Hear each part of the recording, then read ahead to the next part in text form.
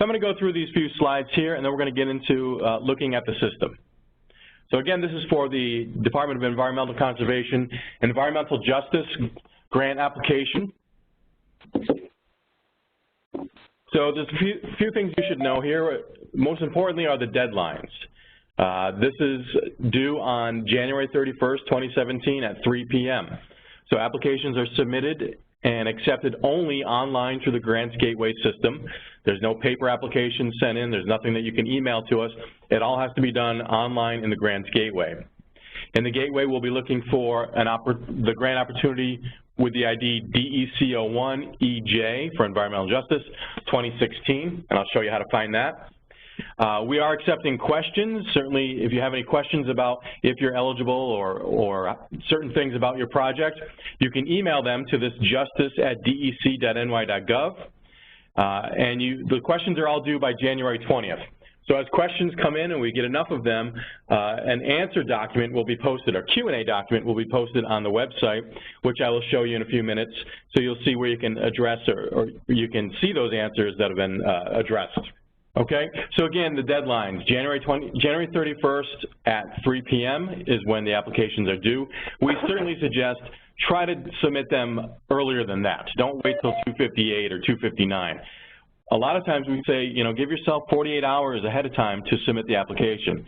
That's because sometimes you might not realize you've missed some required fields or required options in the, I shouldn't say options, required settings in the application, and if you're waiting till the last minute trying to submit it and the system tells you, hey, wait a minute, you missed one of these required fields, you're not going to have time to do it. So give yourself enough time, submit them early. If you can, do it 48 or 24 hours early. Otherwise, you know, make sure that you've got everything done before you submit it. Okay, we do offer technical assistance from the Grants Gateway staff. If you have gateway questions, if you're concerned about pre-qualification or technical issues with logging in or accessing your applications or something like that, give us a call or send us an email and we can give you a hand. So you can see there is a website, grantsreform.ny.gov. That website will give you manuals and videos and other information. There's a calendar on there as well. You can email us at grantsgateway@its.ny.gov, or you can call the hotline. Somebody's there between 8 and 4 every day, 518-474-5595. On the website I mentioned there's a training calendar. In that calendar, there's a Tuesday and Thursday session every week for pre-qualification. So if you're stuck on pre-qualification, I'm going to actually mention it as we go through here a few times, but if you can't get the hang of it or you're stuck with your pre-qualification, there's a webinar every Tuesday and Thursday that can help you out with that. Okay. Next, I want to talk about registration. So before you apply, you certainly have to have your organization registered in the Grants Gateway. So all entities that wish to apply for grants in New York State have to be registered in the Grants Gateway. So if your organization already is, don't worry about it. You're already registered. So, but this process includes filling out a form and mailing it in to us, a signed and notarized form. So don't think that you can wait till the last week and get registered and you're going to have time to get registered and pre-qualified and actually apply. You've got to get started if you haven't already registered your organization. So again, on the Grants Reform website, you'll find information about registration. There's also video and a manual there. Okay, another important step is pre-qualification. So all nonprofit organizations applying for grants in New York State must be pre-qualified in the Grants Gateway prior to the grant application due dates. So pre-qualification is the act of submitting documents and signing off on forms that basically tell us that you're a well-run not-for-profit organization. We want to make sure there's certain checks and balances in place that all not-for-profits have to have. Certain documents need to be provided as well, such as your IRS 990, your charities registration forms, and a yearly audit. So if you haven't done that process yet, you need to, because you have to be pre-qualified prior to 3 p.m. on January 31st. The pre-qualification process does take a little while. It's not something you're going to do in an hour.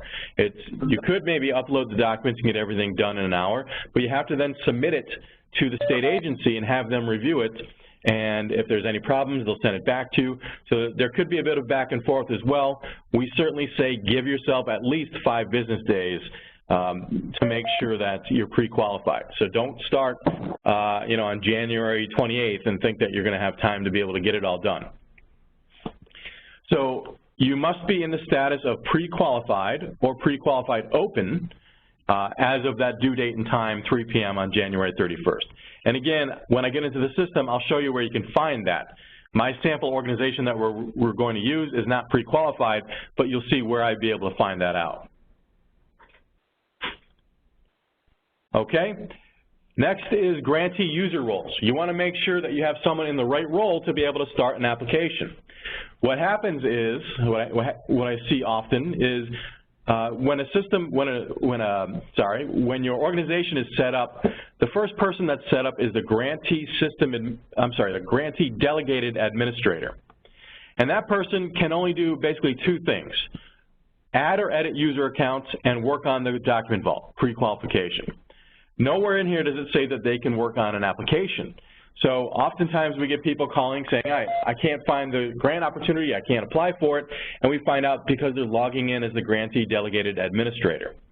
So you need to have somebody in the right role to be able to work on an application, and that would be either the grantee contract signatory, or the grantee system administrator. So you can see there's a few differences between these account types, or role types. The grantee can start and edit an application. They can save anything in the application, budget and work plan and all the details of your application. But notice I bolded here, they cannot submit the application. So if it's getting close to the due date and you're logged in as the grantee and you want to submit it, you're not going to have an option to do that. There's the role of the grantee contract signatory that can do that, and also the grantee system administrator down here in the bottom right.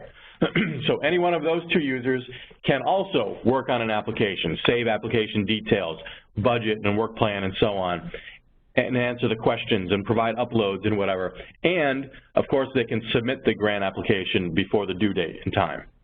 So why do we have different user roles? Well, you might have a large organization and you might have a grant writer and you might give them the grantee role. And then you have, let's say, a director or a program manager or something. And that person could be the signatory who signs off on the application and actually sends it to us.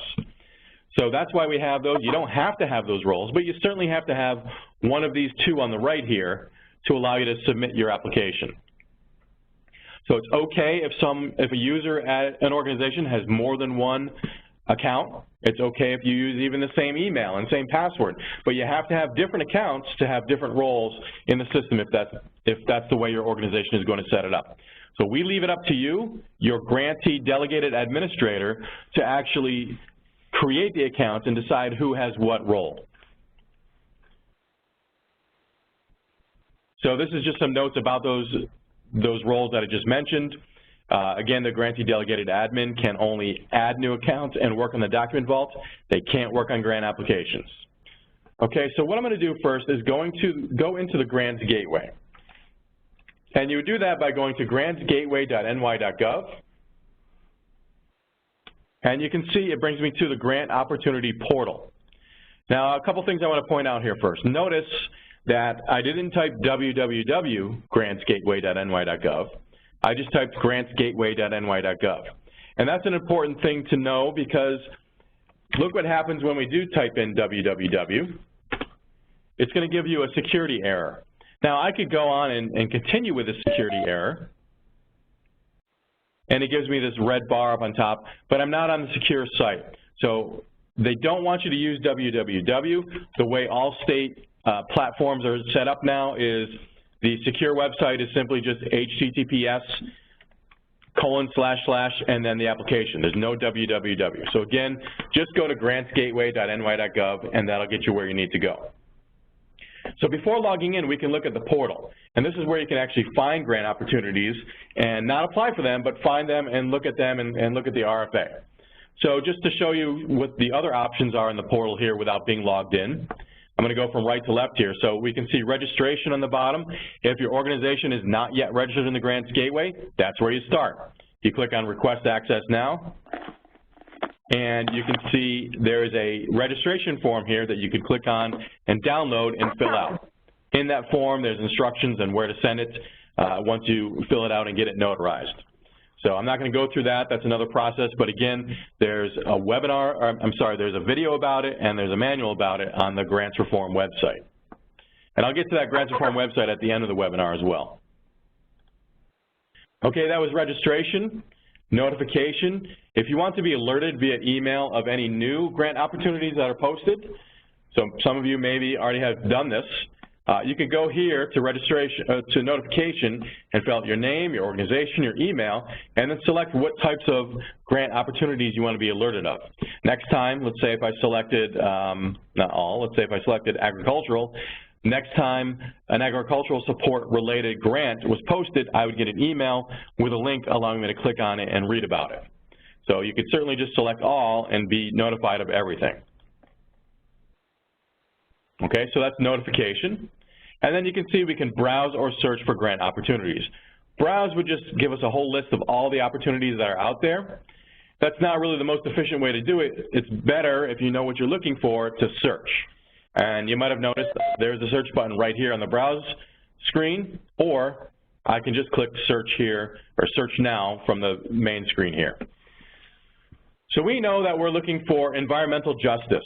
And I can simply type in the word justice or environmental, or spell it out if you want, and click the search button. And you can see there's a few things out there with the word justice in it, but there's only one that's active, and of course that's the one we're looking for, DEC 2016 Environmental Justice Community Impact Grant Program. It is currently available. Not-for-profits can apply for it. It was posted on November 17th. And it is due, again, on January 31st, 2017. So you can see this is linkable, this is clickable here. So let's click on this link and actually look at the overview of this opportunity here. So you can see it brings us to the grant opportunity profile. And we can go here and see the opportunity ID, DEC EJ2016. The reason I point that out is you'll notice that your grant application will have this number plus another number at the end of it. So it's a 5-digit number. Let's say if you're the 4th person to start an application, it'll be DEC-EJ-2016-00004. So there's a 5-digit number on the end. Of course, the agency is the DEC, the full name of it, which we've seen, the contact name. You can see Lisa King de Jesus, her email is linked here. However, if you do have questions, we have it here as well in the justice@dec.ny.gov email address. You can also see here on the left the solicitation profile. If we were to look at the RFP, this is probably the first few paragraphs from that RFP, which we will look at in a minute. And you can see the email addresses here as well for questions. And it talks about how to apply. You have to log in and click the apply button, which we'll do in a few minutes. On the right, it shows us that, again, applications are due at 3 p.m. on January 31st. We anticipate awards will be made sometime in April. Right now it's saying Saturday, April 1st, but that's obviously not going to happen on a Saturday. Initial contract length is 3 years, so these are 3-year contracts. You can see there's a little over $3 million available, and $50,000 is the max amount per award. Okay, so a little more information here. You can see some of this is not filled out. This is just optional on behalf of on the part of the DEC. And we can see, again, not-for-profits can apply. And environmental supports is that option that drove the email. So if people had signed up for environmental supports emails, they would have received it when this was posted. So let's take a look at that RFA, I should say. And if we click here on View Grant Opportunity, it'll open up the RFA for me. And I'll just click on Open to open the PDF. And I'm going to walk through it just a little bit. So there's a couple pages I want to point out, and there's a couple things in it that you're going to need to look at. So you can see it's not very long. It's 24 pages. First page is the stuff we've gone through already, the ID, the due date, and so on. First page also includes the webinar information, which is why you're here. Second page has information about the DEC regions. So if you want to know what region you're in, you can look at this. This is going to be one of the questions you're going to have to answer. Okay, page 3 goes into grants reform and pre-qualification. Again, we talked about it, and I'm going to show you the grants reform website in a little while, but make sure that you go through this as well. Page 4 talks about registration, which we talked about. Again, you don't have to do this if your organization already is registered, but if you're not registered yet, this is obviously the first step. And like it says, it's not an online process. Registering is actually mailing in the form to the grants reform website, or to the grants reform mailbox, I should say. Okay, and then it goes on to pre-qualification. Again, if you're stuck on that, there's manuals and webinars on Tuesdays and Thursdays to get you help with that. And then we get into, starting on page 6 here, the details of the grant opportunity. Page 7, we have information about a fiscal sponsor.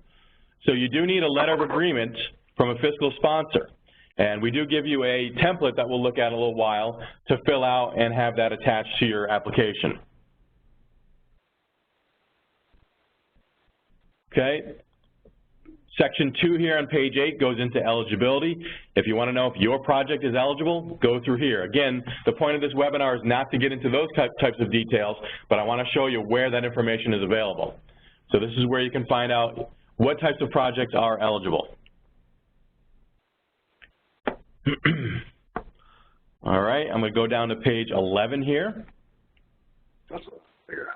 which gets into budget and eligible project costs. So it's going to go through here and tell you what kind of things you can actually ask for funding for in your budget. So certainly go through this and understand what you're looking at here on page 11, going through the budget. And then page 12 is the work plan.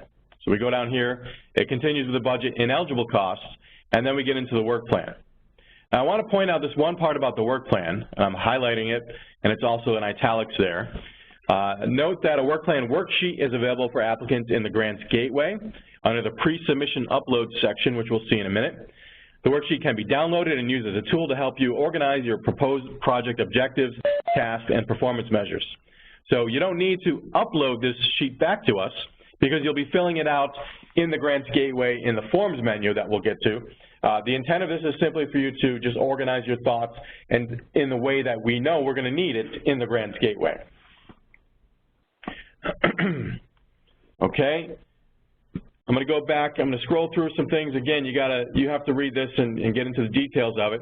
But I want to skip down to page 18. And I'm going to point out the pass-fail criteria. So obviously this is a competitive application process, and applications will be scored based on the answers that are given and the information that's provided and the types of projects. So if you want to know how you're going to be scored, this section here on page 18 will get you those details. So pass-fail are completeness. You have to be a complete application. You have to be pre-qualified, of course. It's an automatic fail if you're not pre-qualified by 3 p.m. on the 31st.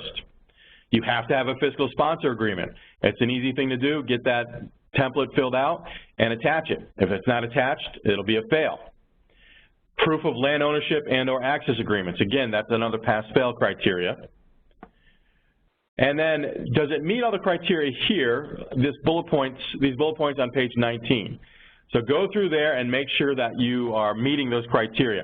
And there's questions that we'll look at in the program-specific questions that we're going to answer that ask, are you sure that more than 50% of the residents reside in the affected community, and things like that. So it's going to go to these actual questions here and make sure that you're answering yes on that. And it follows on to the next page.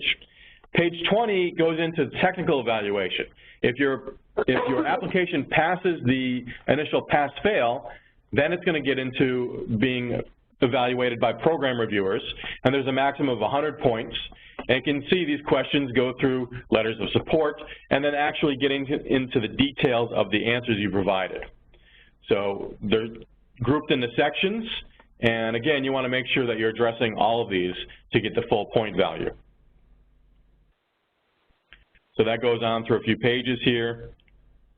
I wanted to point out page 20 here. Here's this declaration, which is a mandatory upload. So This you'll see is something that you have to basically print this page, sign it and scan it, and then attach it to your application. So as we go through the application, you'll see where this needs to be done. So you will sign it, or the authorized official will sign it and date it and submit it with you'll submit it with your application. So remember that, we'll point that out in a few minutes as we get through the grant application. And finally, there's some contact information on the last page here, or on page 23, regional economic councils. So regional economic councils is one of the options to select when you get into your application. I'll show you where that is. And it ends there on page 24, and again, gives you that email address and phone numbers if you have questions. Okay, so that's the RFA, and I did notice that a couple people had some questions, so let me just see what's going on here with questions. Someone raised their hand, but again, we can't, everybody's on mute right now, so if you have a question, feel free to type it in the chat. Okay, so we've looked at the portal, we've looked at the grant opportunity. It's something that, let's say, my organization is ready to apply for, and I've done my homework on it, and I've got an idea of a project, and I'm ready to go fill it out. So I'm going to go back to the Grants Gateway, and notice here there's nothing we can do to actually start applying for it. And this is another big question we get over and over again, and I want to make sure it's clear.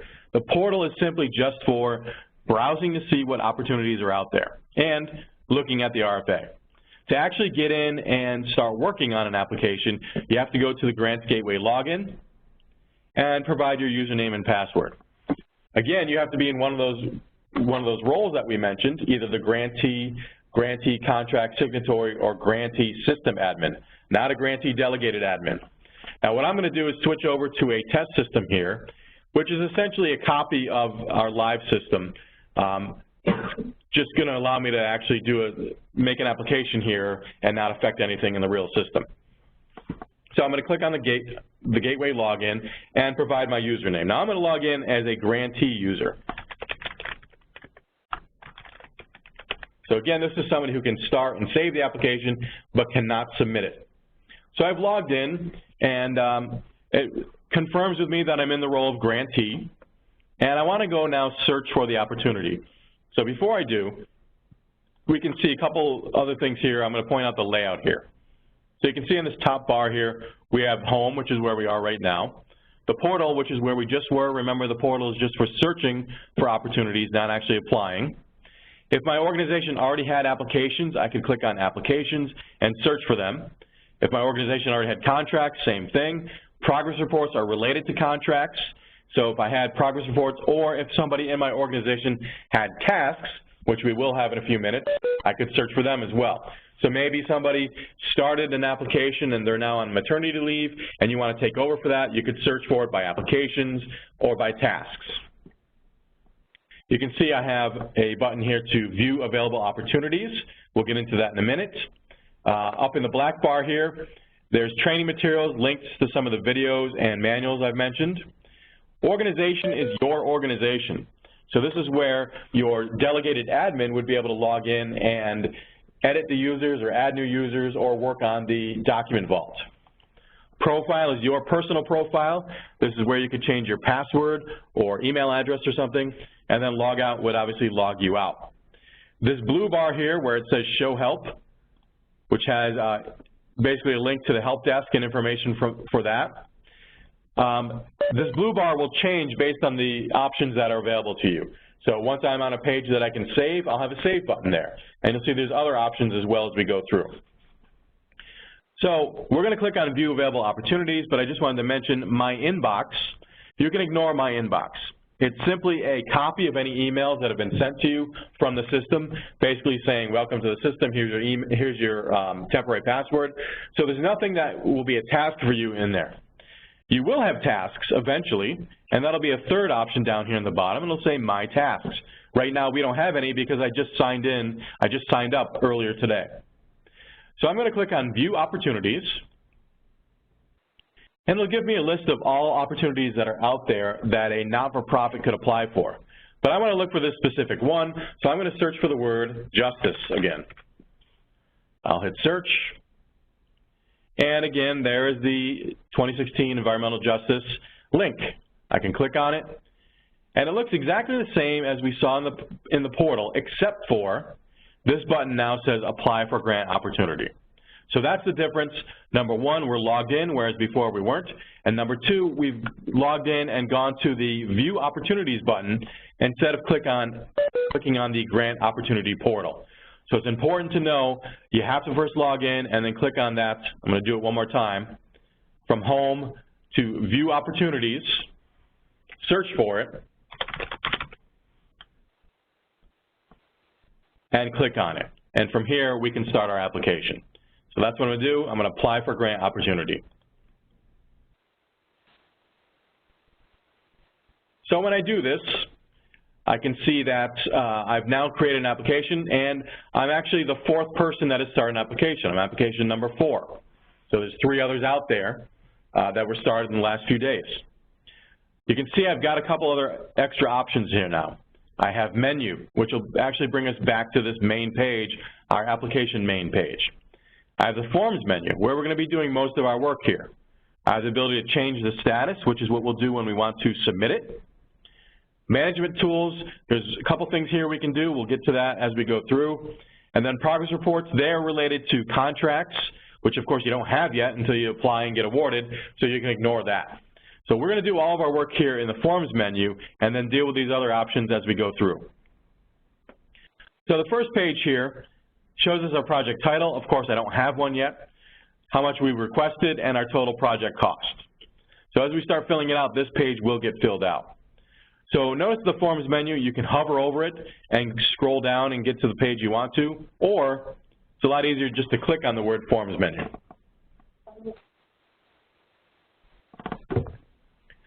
Okay? So once I do that, you can see there's a bunch of pages here allowing me to go through and work on my application. So I'm going to go through in order, but I'm going to skip to one point in particular as we get started here. So contract document properties.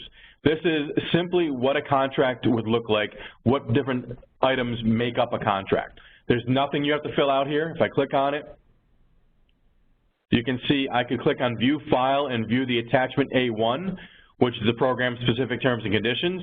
I can click on Sample Master Contract to view what a state contract looks like. And if there are any other documents, I can click on them here. People get confused and think they have to fill out this contract, but it does say the word sample. So this is simply just an example of what contracts look like if you were to be awarded a contract, what it would be, kind of the format it would look like. Next is the application information section. You could print your application later on to either review it or to have a hard copy of it. The RFP is linked here. So you can see there's a link here to the RFP, which we just saw and I already have open. And there's also some instructions here. So you can click on application instructions. Now I'm going to warn you, when I click on these, I'm going to get an error. It's not any error with the system. It's simply because I'm in this test system and I just have to change the URL here to get the real document. You would, of course, not have to worry about that. It would just bring you to the right document in our live system. So this document here, again, I found it here.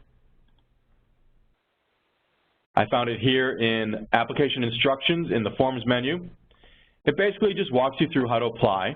It has some links to the website and some other resources for you, and it'll go through and tell you how to apply. So essentially, it's a brief version of what I'm about to do in this webinar here. So certainly refer to that as you're applying as well.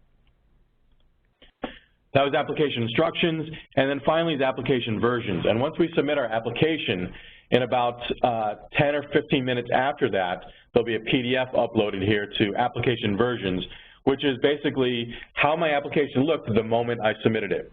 So it'll be good for your records to be able to access that and view what your application looks like. So we're going to get started here with project site addresses in the program information section. You can see there's also a budget section, a work plan section, and an upload section. Now, I'm going to want to actually go to the uploads before I do these other sections, simply because there's some templates there that I'm going to need to fill out. But I can start here with project site addresses before I go to that. So we'll go here, project site address.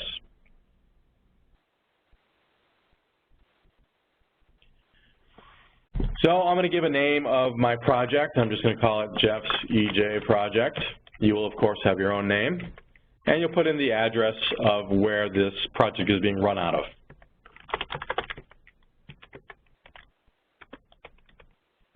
Okay, you can see there's a couple options down here as well. There's regional council, and you remember that in the RFA, the regional councils were explained on the last few pages. It just basically is asking what council, what region are you part of? And you can see it's not required. You could select NA or you could leave it blank if you wanted to, but I'm going to pick Capital Region in mine. And you can also see which agency-specific region are you part of, and you do have to pick this. Now, where do I find the answer to that? If we go back to the RFA, and you might remember that was in the first or the second page here. So you can see what page you're in, and in my case, I'm in Region 4 here because I'm in Albany County. So if I go back here, I can select Region 4, and of course it says Albany, so I know that makes sense as well. So I'll hit save.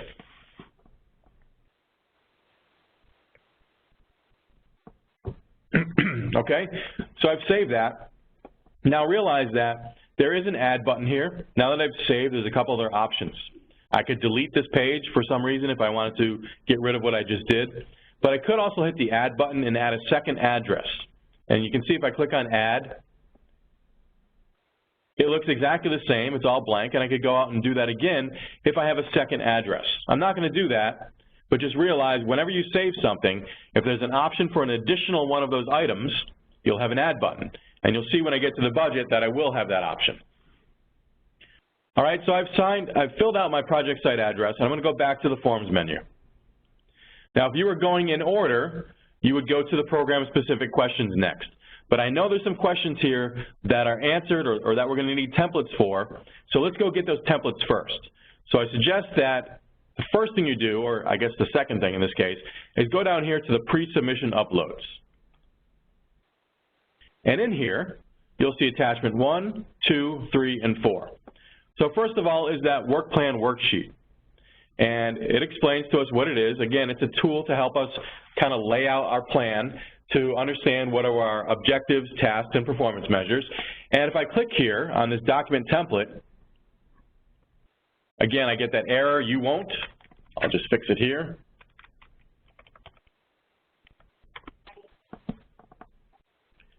And I click on it. You can see it's a Word document that I can fill out. I can click on Enable Editing and fill it out here with an overview. So you can see that there's an overview section which will allow a lot of characters. It allows up to 50,000 characters. So you can fill out your overview here of your project. You can see we ask for goals, tasks, desired outcomes, and performance measures. Then we get into the actual details of your work plan. So I'll say this is Jeff's objective 1, and here is a task, and here is another task, and so on. And then each task, so you can see every objective can have one or many tasks, and every task can have one or many performance measures. This limits it to 3, but you could actually have more than that if you wanted. So here is a performance measure. And here is another. So objective is the main level. Tasks are the different tasks that you will use or you will do to get to that objective. And performance measures are how do you measure that those were done. So if part of your project is education or something like that, and again, I don't know if what I'm talking about is covered in the RFA, it's for you to decide.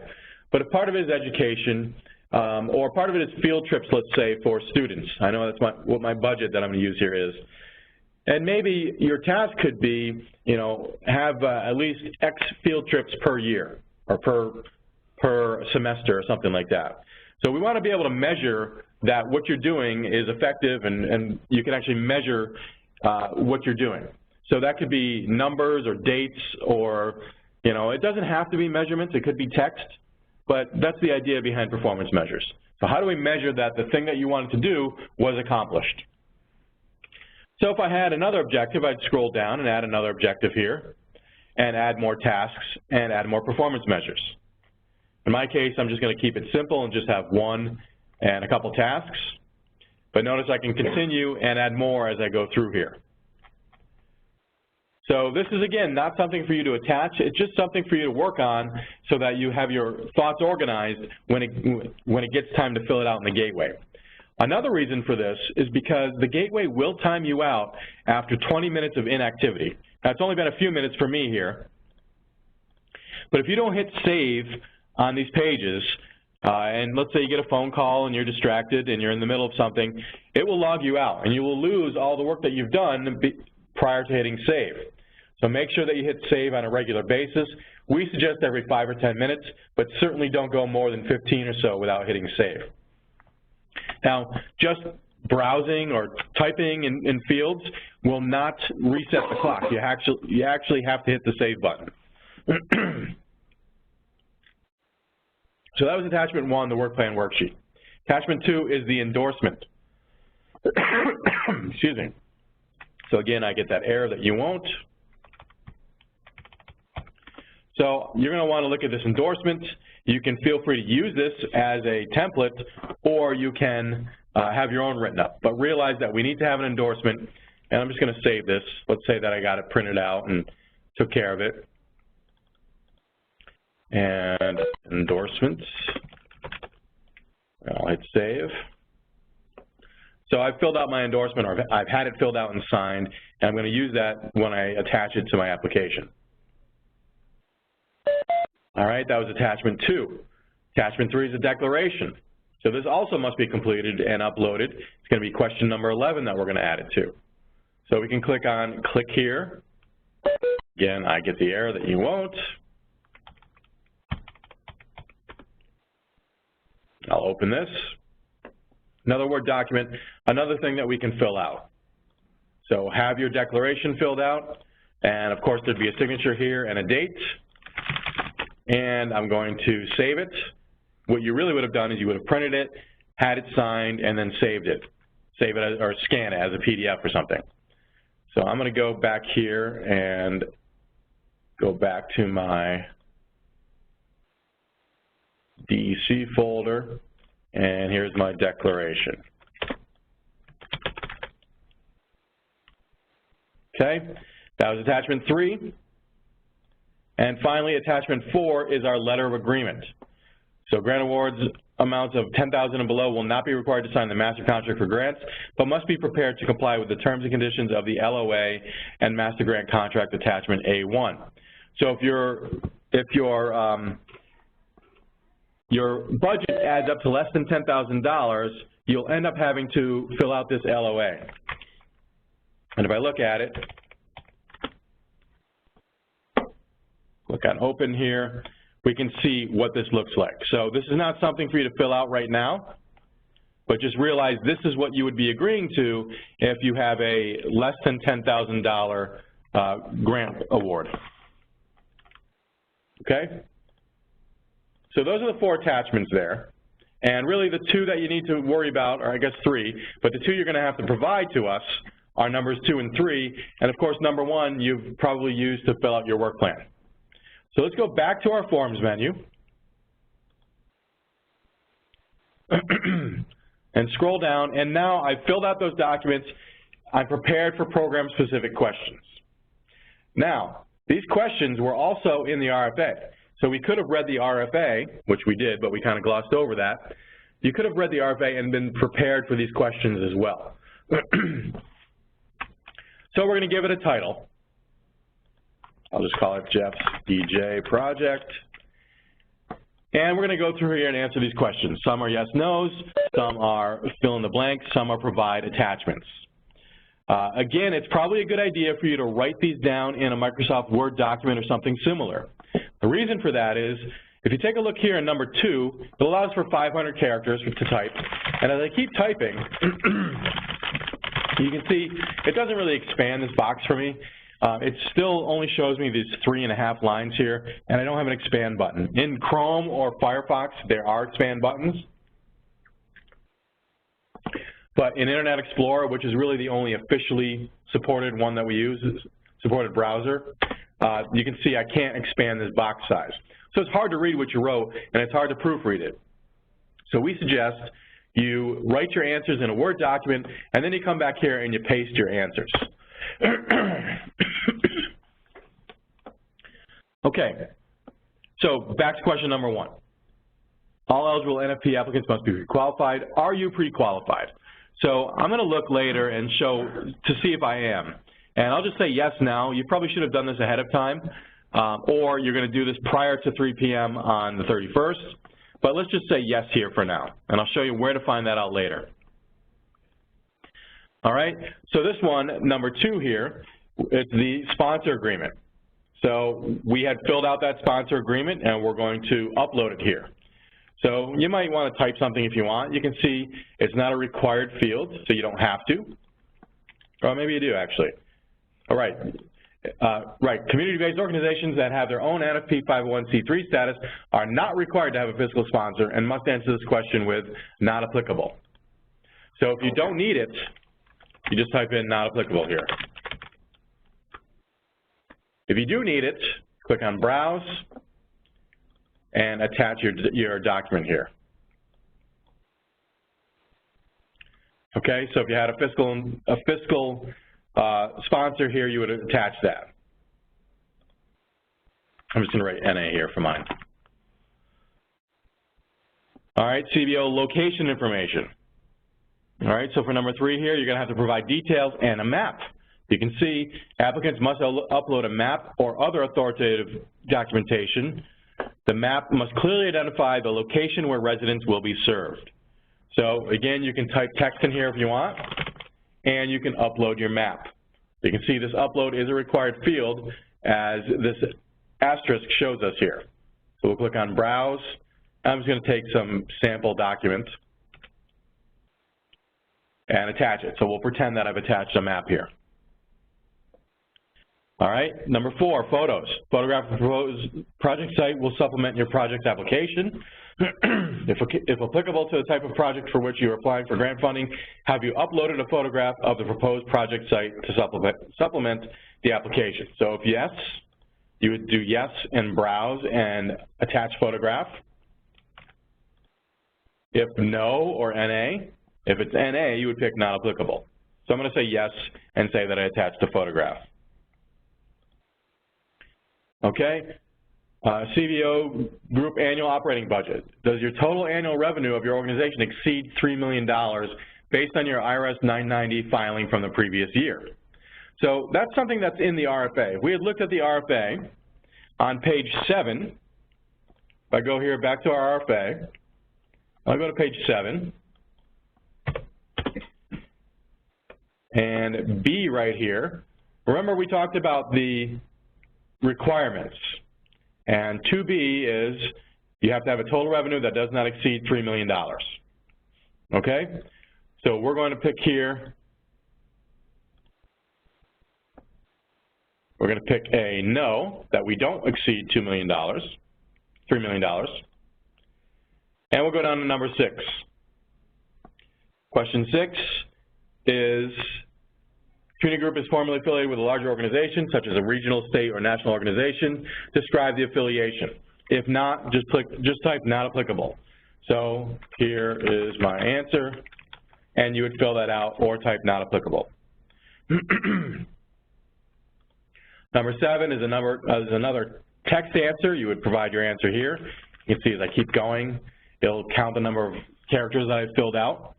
This is a brief narrative format. Information to support that your NFP community group is its own independent governing body. So you're going to answer that in text there. Number 8 is another text-based answer. So you're going to put your answer in here, and you're going to describe your project. Okay, number 9. Is the eligible community-based organization group's primary office located in the affected community as described in program question number 3 of this application? Okay, so for number 9 here, I want to answer yes, and if I go back to the RFA, and I go to page 7, and you can see that's one of the keys here. It has its primary office location in the affected community. So you're going to want to answer yes to that, and we're looking for yeses in that one. Number 10 goes to the RFA into 2G here. 50% of the members residing in the affected community.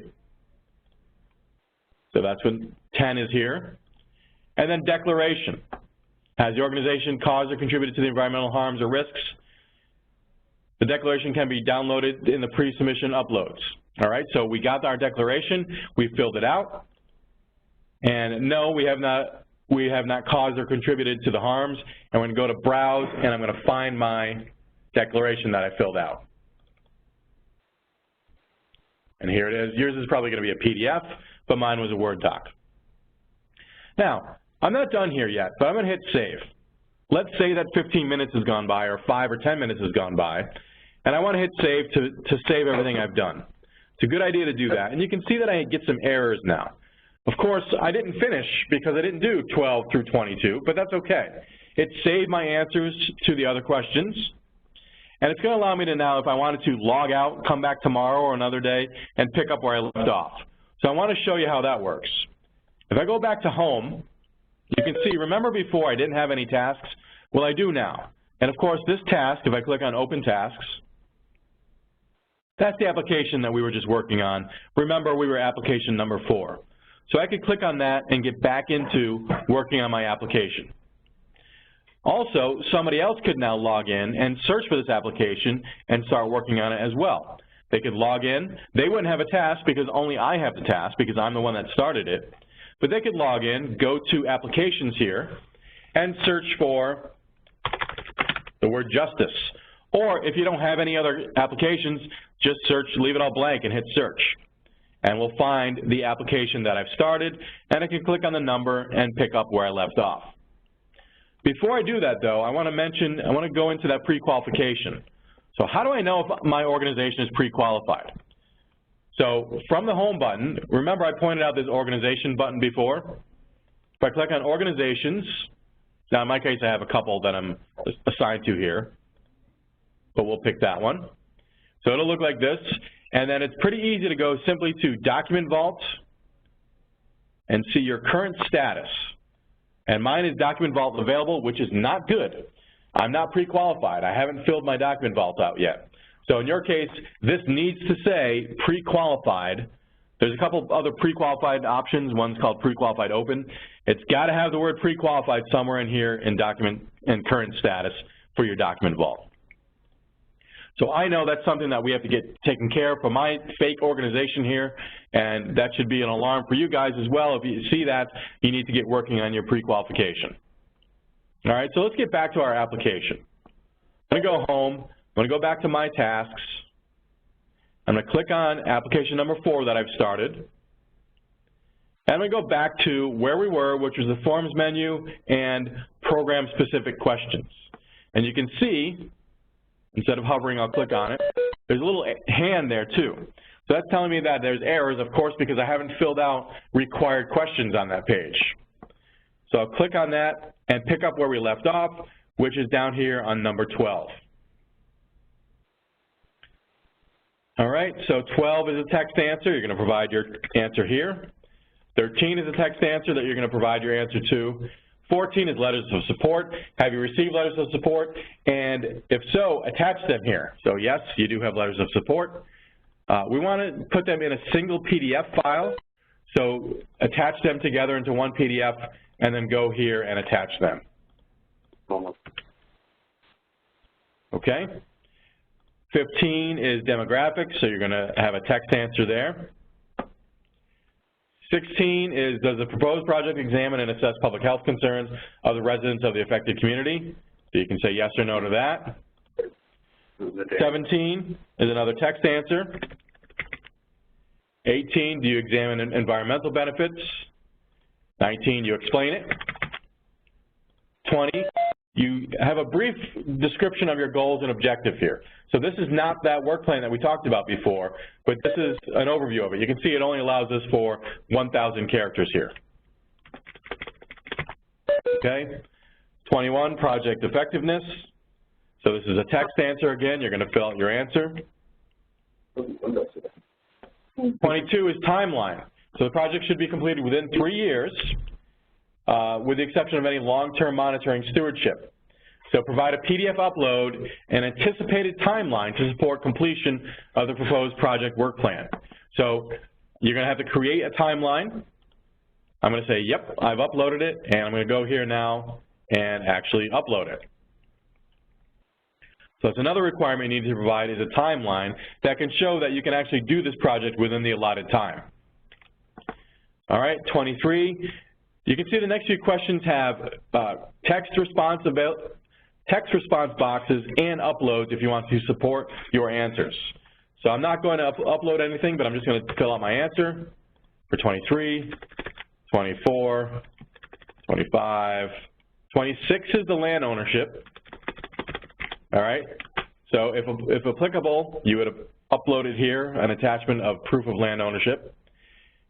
And then finally, 27 is, are all the program questions complete? So this is just us asking you, did you verify that everything you just filled out is correct? Now, I'm not going to answer yes to it now because I haven't verified that. And I'll show you how to do that once we get through here. So let's leave this question unanswered for now. So let's go back to the Forms menu. There's 2 more sections. There's the budget and the work plan. So I've done my program-specific questions. Of course, I have an error because I didn't answer that last question, number 27. But let's go into my budget. Now, I have a fake budget here that I'm going to fill out, and it doesn't have really good descriptions in it. Of course, I want to keep it under $50,000, and mine comes out to something like $47,300 or something like that. So I'll show you how to do that. So you can see the budgets are broken down into personal services, salary and fringe, and then non-personal. The options available to you are contractual, travel, equipment, or other. And you'll notice there's a narrative to each one. So a narrative is not required by the system, but it's probably a good idea for you to fill that out. And I don't know, it may be required by the DEC. But what the narrative is it'll explain, you're explaining the details of your budget request. So I'm going to go in here and fill out 2 items for salary. So I have someone in the title of director.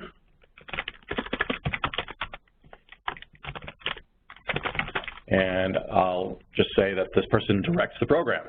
I have 1 person in this title. Let's say they have a salary of $100,000 and they work 40 hours a week, and we're going to fund them for 30%, and whatever month, I'm just going to pick 12 just to make it easy on the math, and I'll say $30,000. So what we're saying here is this person has a $100,000 salary, but $30,000 of that we're asking for from the grant. So I'll hit save. Now, you don't have to fill out work week, percent funded, months funded, but it makes sense if you do. It doesn't calculate it for you, so you have to make sure your calculations are right. And obviously what we care about here the most is what are you asking for in grant funds. And in this case, I had $30,000 so far in my budget. Okay, so now I've saved 1 person or 1 title, but I have another one. So how do I do that? Just like we had an address before, we have add right here. So I can click on add and add a second one. And we're going to call this youth interns. And I'll just say there's 10 of them. And here is their role. You would obviously do a little better than that. Now, I'm not going to actually put 10 here. I suppose I could. You know what? I think I will, actually. I'm going to put the 10 there. The system doesn't really care how you do that. What it obviously cares about, again, is the name, description, and amount. So let's say this is $1,000, and there's 40 hours a week, and we've got them 100% for 12 months. So, of course, 100% of $1,000 is $1,000. I'm going to hit save. So now that I've saved a second item, we have a drop-down here. And we can see I can toggle between director and youth interns if I wanted to change that, or I can click on add to add a 3rd and a 4th and so on. Okay, so once you add a second, you now get this drop down where we can go in and edit it, delete it, or just look at it. But I do know that my total right now is $31,000. I've added up my $30,000 request for director and $1,000 request for the interns. All right, so back to the forms menu. Now I have this personal services salary narrative. So it's probably a good idea for you to explain it. And here is my narrative. All right, so you're going to fill that out and hit save. So it says provide an explanation of any exceptions in staffing patterns and or annual salary costs. You probably want to explain the number of months and the percentages and so on. So I'll hit save, and I'm going to go back to the forms menu. And you can see you could hover if you wanted to. And I'm going to go to, I'm not going to do fringe in this one. I don't have contractual. I have travel, and I have some other. So I'm going to go down to travel. And I'm going to say field trips for interns. And this is justification. Let's say here also in my description I'll say transportation costs or something like that. And I'll fill out a justification. And I'm asking for $1,200 here. So I'll hit save. All right, I don't have anything else for travel, so I'll go down next to other. And again, I could click on forms menu or I could just hover on it and scroll down. Of course, what I should do before I continue is go to my travel narrative and fill out the narrative and hit save on that page. And then finally, I'm going to go to other. You can see it's called other expenses detail. And I've got 4 items I'm going to add here. So I'm going to add supplies for project, and this is going to be $900.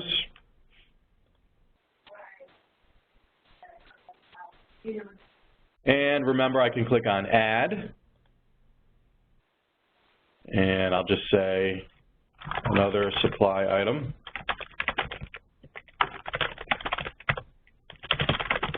And I'll say this is $900 as well.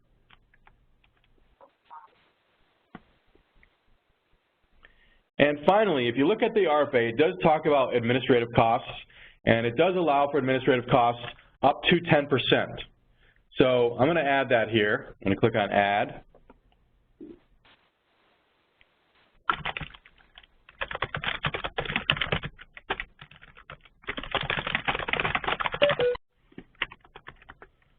All right, and I'm going to call this is going to be $4,300, which is 10% of my project. So I'm going to hit save.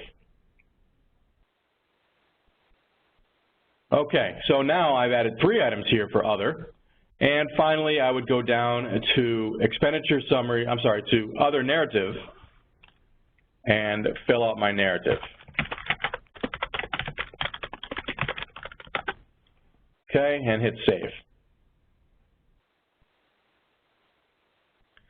All right, so the last page here in the budget is the expenditure summary. And if I click on it, I want to make sure of a couple things. Number one, there's no errors, which there are not. I would see a red arrow up here if there was. Number two, remember, it's got to be between $1,000 and $50,000. And you can see mine is $38,300 right here. So I'm within the right range.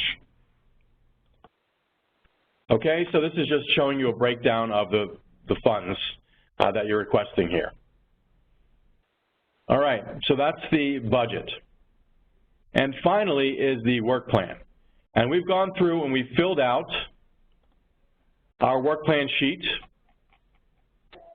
And I have a couple objectives and tasks. And I want to now fill that out in the Grants Gateway. So if you remember, the first page of this work plan worksheet is an overview.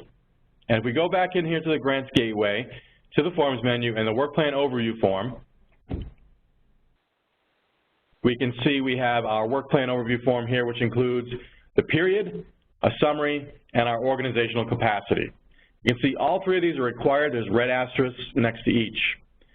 So the period, you know, I'll have to look at the RFA, but I forget when it is. Let's just say it's 6/1/2017 to let's call it, mine was just going to be a year. So it's going to be 2/6/30/2018. Actually, that would be 5/30.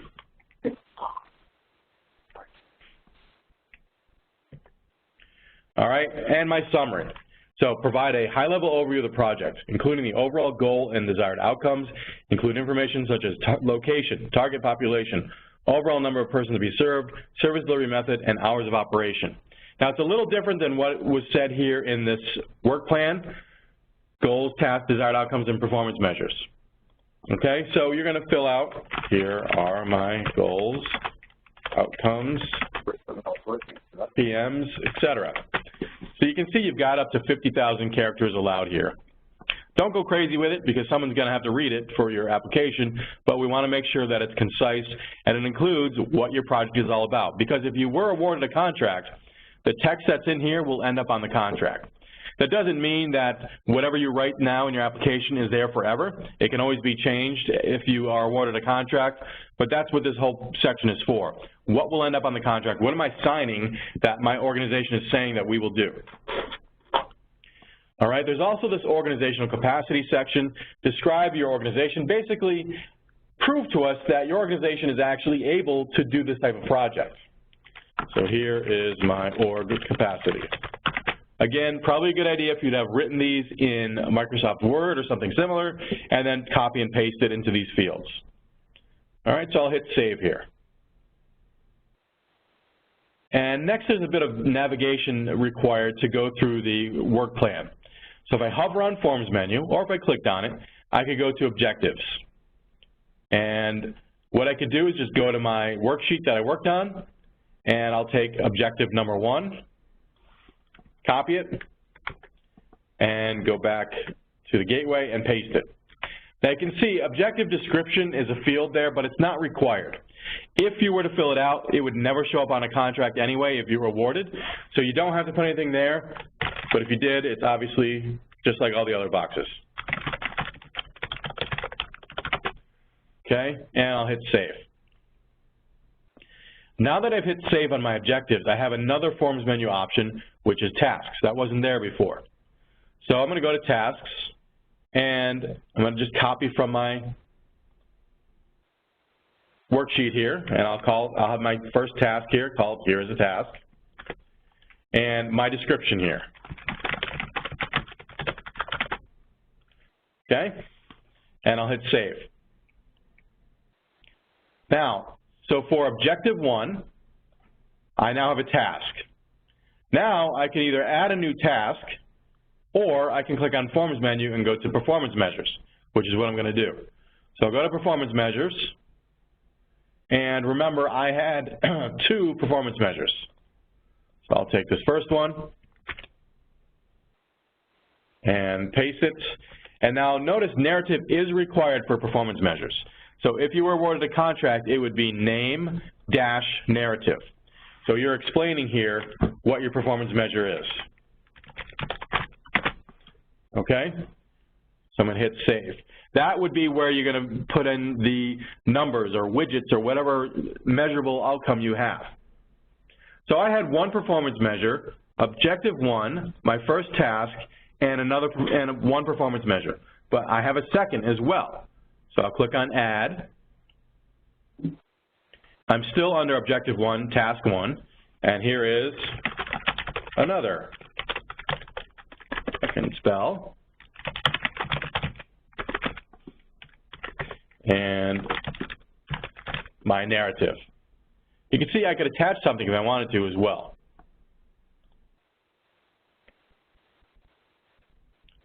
Okay, so I've done only, if we go back to my worksheet, 1 objective and 1 task, but I had another task. So let's get back to that. How do I do it? I can go to Forms menu and go to Tasks, and I can click on Add, or I could have gone back to the Forms menu in the beginning, scroll down here to Work Plan, back to Objectives, and I could go now to Tasks that way as well. So if I go to Tasks, I have my Task 1, and I'll just change it to have a 1 in it so you can see. and I'm going to add a second task. Click on Add. Here is task 2.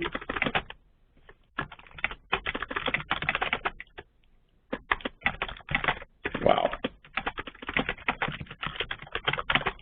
And I'll hit Save. So for objective 1, I now have a task 2, and I can, of course, go to Performance Measures and add a performance measure for task 2.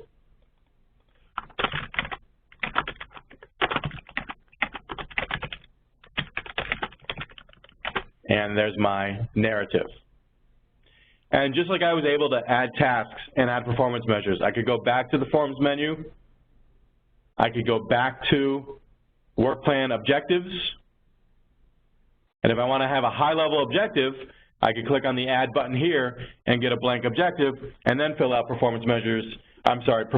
Fill out tasks and performance measures for that as well.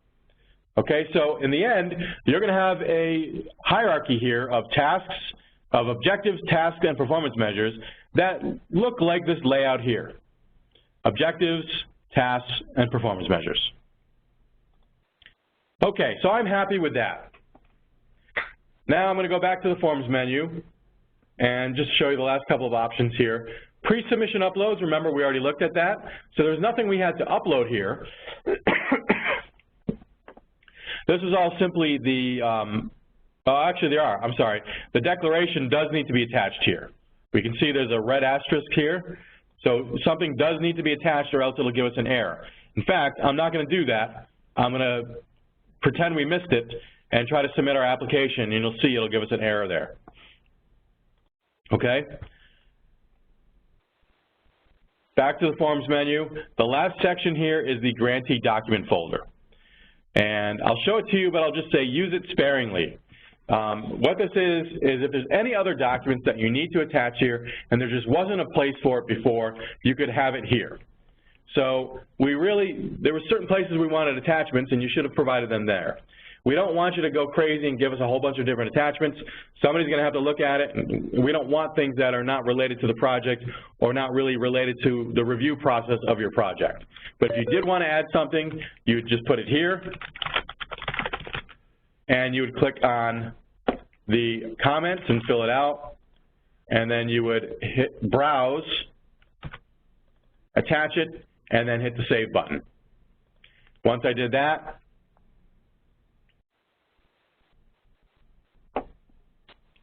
I could then click Add if I wanted to add a second attachment as well. All right, that may not be needed for any of you, but I just wanted to point it out. All right, so we know we're not done. We forgot to do one attachment, and we forgot to do one answer. But let's pretend that we have, and I'm going to move it along. Let's pretend I think I did. I'm going to move it along to my supervisor, my Grantee Contract Signatory, and have him look at it and sign off on it. So that person could simply log in and go to Applications and search for this application, or I could make it a little easier on him by going to Management Tools and Add Edit People. So from within our application, I'm going to add someone who is now assigned to this application. You don't have to be assigned to an application. You can work on any application in your organization that you want, but I'm going to make it easier for this guy to find it, Jeff Signatory. So you can see all I had to do was click on Management Tools, Add Edit People, find his name and check it, and now just hit Save.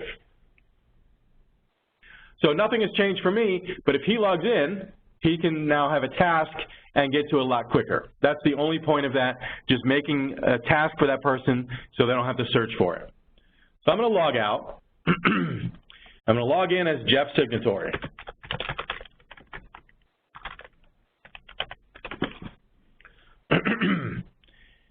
And I'm going to notice that I have a task. Again, he could just go to Applications and search for it, but I made it easier for him to give him a task. So I'm going to click on Open Tasks, look at application number 4, and do a couple things. Number one, I want to preview my application. So you could go through the Forms menu and go through every page that we just did. Now let's pretend I don't notice that red hand there. Or we can click on Print Application. And if I do that, going to open up in a new window and actually ask me if I want to print it. And I'm not going to. I'm going to hit cancel. But you can see I can look at everything that we've filled out here, all the answers I've provided, even attachments. Now, I can't see the attachments, but I can see that I have provided some attachment there. So I can go through here and see what my answers were, and if I realize, oh, the answer to number 25 really should have included something else, I can go back in here to the gateway, back to the program-specific questions, back to number 25 and edit it, which I'll do in a minute, but I wanted to point out a couple other things here. The attachments. So, for instance, number 22 had an attachment. I know something was attached, but how do I know that it was the right thing? So let's go to our program-specific questions, and there's that error, number 27. And number 22 had an attachment, and I want to know if this is the right attachment. Notice whatever I saved, I can click on View File and open it up. And it was just this PDF that says Jeff's sample attachment, but in your case it would be a real document and you'd say, yep, that's the right one, that's good. And you can see any other attachments would have this View File here. So I strongly suggest that you click on that and make sure that what you attach to that field is really what you intended. All right, so I did notice that error. I'm going to go down here and say, are all program questions complete? Yep, they are. Have you checked to make sure all required uploads are complete? Yes, they are, and I'll hit Save.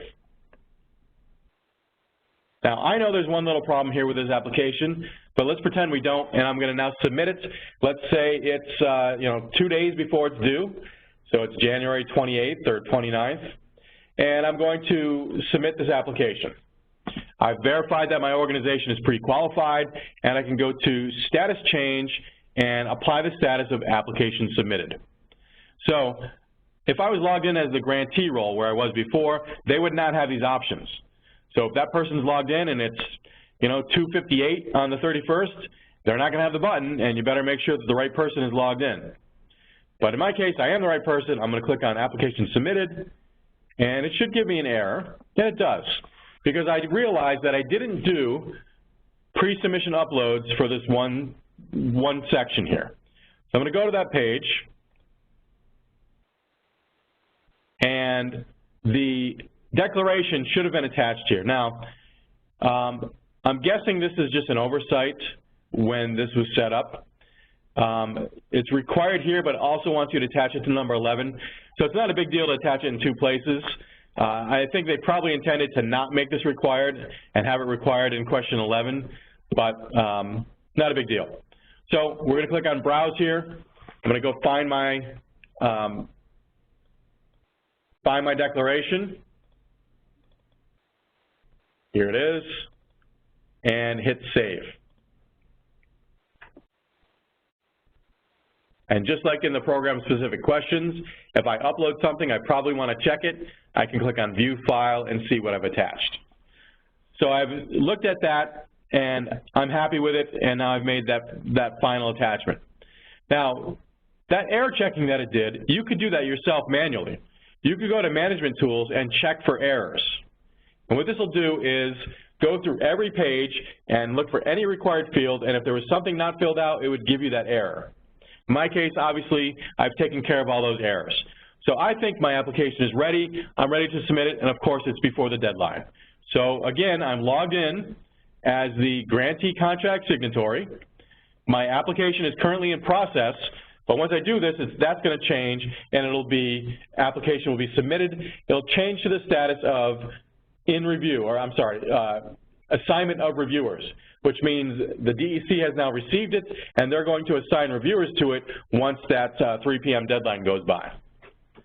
So, status change, application submitted. I have to agree to this agreement, which basically says I am who I say I am. I'm allowed to apply or submit applications on behalf of my organization. Our organization will adhere to any MWBE requirements. And I click on I agree.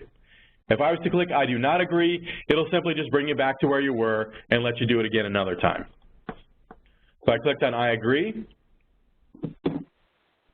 and there we go, it's done. Now how do I know that I've submitted my application? A couple things will let you know. Number one, if I click on details, You might remember that we were in the status of application in process. Now we are assignment of reviewers. That's number one. Number two, remember I had a task. If I click on home, I don't have any tasks anymore because it's now moved on to the DEC. And number three, I'm going to open up my Outlook, my email. You'll receive an email after you submit it as well. And you can see here I got a congratulations, you successfully submitted application number 4 in the Grants Gateway. So that was good timing, and the email showed up right away. And I've now submitted my application, and now you just wait. They're going to review your application. They're going to review it for eligibility and review it for program effectiveness and so on, those 100-point possibility questions. And then they'll let you know if your application was awarded a contract or not.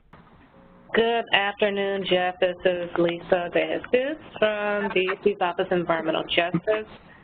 Thank you so much for this useful information. I hope it was useful to everyone on the call. As Jeff mentioned, this is the first time that our grant, you're able to apply online through the Grants Gateway. So we know it's a lot of information. Feel free to contact us if you have any questions. You've seen our contact information in several areas. I do want to recognize another DEC staff on the phone, Cassandra Perez-Desir. Cassandra is also in our Office of Environmental Justice and is currently managing our grants program. So you're going to have a lot of communication with her. We also have Lori King on the phone, who works behind the scenes in the Grants Gateway and works with our office to ensure contracts are executed and grantees are paid. I do want to also, just a note of clarification on some of the uploads that Jeff mentioned. So not every upload will be required. For instance, the fiscal sponsor agreement is only required if you need a fiscal sponsor. And I encourage you to go back to the Grants Gateway portal and read over the grant opportunity again to determine whether or not you will need a fiscal sponsor. One of the other uploads that Jeff mentioned was the municipal endorsement. And again, that's something that is only needed if your proposed project will be on municipal property. Lori, was there anything else you wanted to clarify? No, I think the municipal endorsement was the one. Okay, got it. Jeff, were there any other questions on the call? Nothing else came through chat, no.